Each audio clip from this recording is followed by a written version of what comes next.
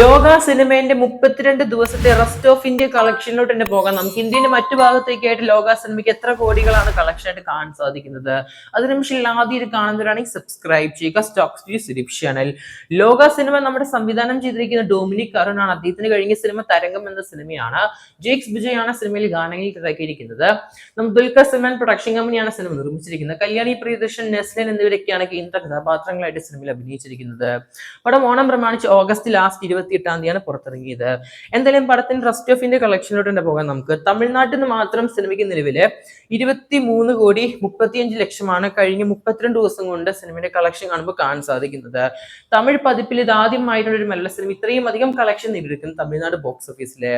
ഇനി കർണാടക പരിശോധിക്കുകയാണെങ്കിൽ കർണാടകയിൽ നിന്ന് മാത്രം 14,05,00,000 കളക്ഷൻ ആയിട്ട് കാണാൻ സാധിക്കുന്നത്.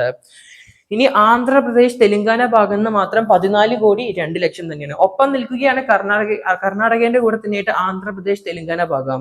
എന്തായാലും നോർത്ത് സർക്കിൾ പരിശോധിക്കുകയാണെങ്കിൽ 7,55,00,000. അങ്ങനെ ടോട്ടൽ 32 ദിവസം കൊണ്ട് നമ്മുടെ ലോക ചാപ്റ്റർ 1 ചന്ദ്ര എന്ന് പറഞ്ഞ cinema rest of Indian collection മാത്രം 58,97,00,000 കാണാൻ സാധിക്കുന്നത്. ഒരു ബ്ലോക്ക് ബസ്റ്റർ ഫൈനൽ കളക്ഷനിലോട്ട് പോവുകയാണ്.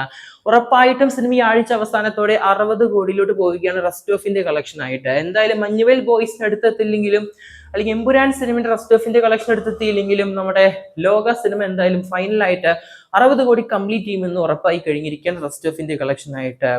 എന്തായാലും കാത്തിരിക്കാൻ നമുക്ക് ലോക സിനിമയുടെ ഇനിയും കൂടുതൽ ബോക്സ് ഓഫീസ് കളക്ഷൻ ആയിട്ട്. നിമിഷം ആദ്യമായിട്ട് കാണുന്നവരാണെങ്കിൽ സബ്സ്ക്രൈബ് ചെയ്യുക. പടം കണ്ടവരെന്തായാലും പടത്തിന് അഭിപ്രായങ്ങൾ കൺബോക്സ് ചെയ്യപ്പെടുക.